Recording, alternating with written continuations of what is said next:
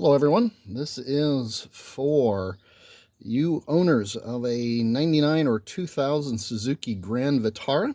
If you wish to reprogram your key fob or you don't have one, this is how you get to the module that you reprogram it. You have to remove this knee pad. 3 screws is all it takes to get access here.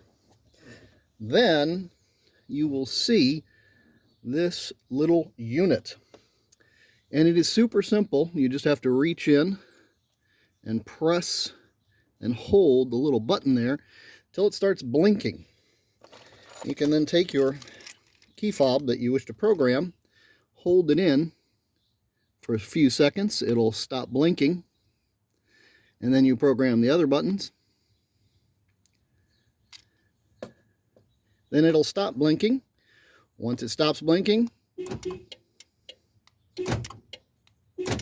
you should be good to go. You don't have to do any of the crazy open door, key in, out, anything. If you have a 99 or 2000 Suzuki Grand Vitara, all you have to get access to is this little box right where your knees are, and you can reprogram it.